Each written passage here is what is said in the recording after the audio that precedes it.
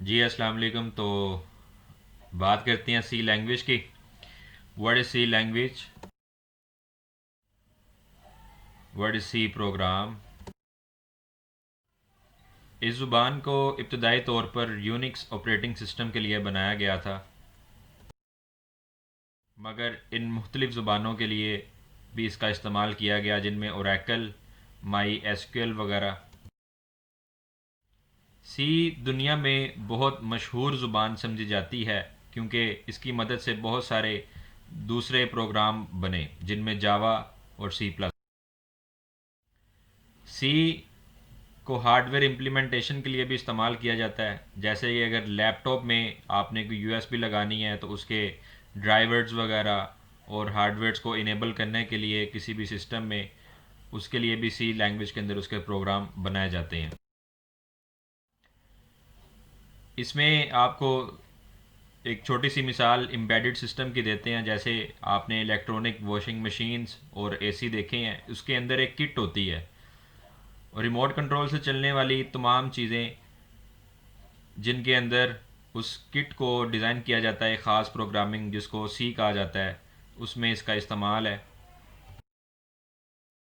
सी को इस्तेमाल किया जाता है, इसकी जो कोर फंक्शनैलिटीज़ हैं एंड्रॉयड सेल फ़ोन में। आज हम देखेंगे कि असल में सी कहाँ से आया और इसको किसने बनाया। बेसिकली मार्टिन रिचर्ड्स हैं, उन्होंने 1966 के अंदर BCPL basic combined programming language develop की। फिर उसके बाद 1969 के अंदर जो बेन थॉमसन है, उन्होंने बी प्रोग्रामिंग इन। फिर डेनिस रिची ने 1941 से, जिनकी 2011 तक लाइव थी, उन्होंने डेवलप किया सी प्रोग्रामिंग को बेल लेबोरेटरीज के अंदर इन 1972 में। उसके बाद आपको बताते हैं कि प्रोग्रामिंग लैंग्वेज क्या होती है। Basically programming language is equal to user language, यानी हमारी ज़ुबान। यूज़र लैंग्वेज जो होती है अल्फ़ा नुमेरिक होती है। अल्फ़ा नुमेरिक में क्या होता है? ए से जी और ज़ीरो से 9, यानी वो ज़ुबान जिसको आप अंडरस्टैंड कर सकते हैं। जैसे अगर आप देखें ए बी सी, और जिसमें जितने 26 अल्फ़ाबेट्स हैं और ज़ीरो से लेके 9 तक, कोई भी गिनती के अदाद जिनको हम इजीली अंडरस्टैंड कर सकते हैं। लेकिन कंप्यूटर कोई ज़ुबान नहीं समझता, वो सिर्फ बाइनरी लैंग्वेज के अंदर अपनी बात को अंडरस्टैंड करता है। अब यहाँ पर एक डायग्राम समझ लें कि कंपाइलर क्या है और लैंग्वेज क्या है, इसका क्या रिलेशन है। तो प्रोग्रामिंग लैंग्वेज जो है, प्रोग्रामिंग लैंग्वेज को कन्वर्ट करता है कंपाइलर बाइनरी में। हम लिखते तो कीबोर्ड से, जैसे नाम लिखा कोई भी, जैसे आप लिखते हैं स्किल्स अप एकेडमी।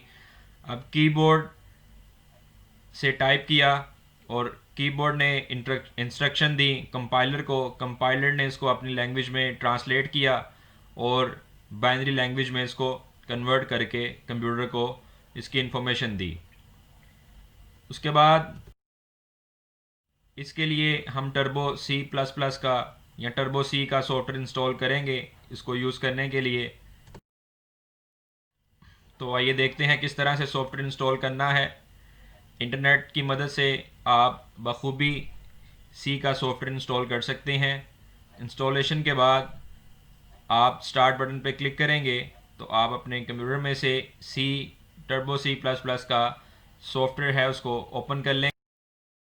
इंस्टॉलेशन के बाद स्क्रीन कुछ इस तरह से आएगी। इसमें आपने घबराना नहीं है, बिल्कुल आसान और यूज़र फ्रेंडली लैंग्वेज है।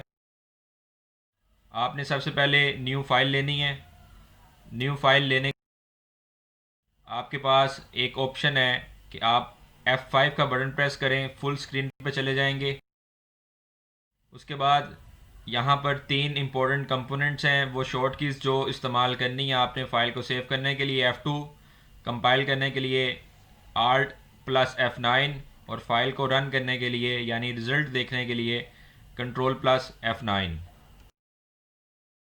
यहाँ पर हमारे पास हैश टैग जो होता है, is actually called as your preprocessor directives. This preprocessor directive actually set the environment of the program. Hashtag include, उसके बाद ग्रेटर दैन और लेस दैन का साइन लगाना है. इस एंगुलर ब्रैकेट के अंदर हम हेडर फाइल लिखते हैं. Hashtag include stdio.h angular bracket close.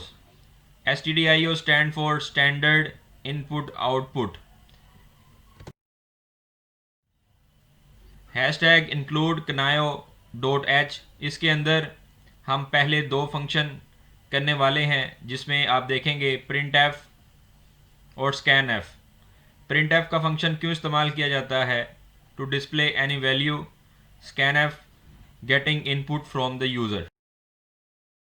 Hashtag include canaio.h, अगर हमने पिछला प्रोग्राम दिखाना है तो फिर ये क्लियर स्क्रीन इस्तेमाल करेंगे. इस फंक्शन से हमारी आउटपुट स्क्रीन इधर ही आएगी और उस फंक्शन का नाम है getch. void main का मतलब है यहाँ से प्रोग्राम शुरू. आइए चलते हैं प्रोग्राम की तरफ. ये बुनियादी काम है जिसमें हेलो वर्ल्ड ज़ाहिर करना है. आपने आउटपुट देना है हेलो वर्ल्ड.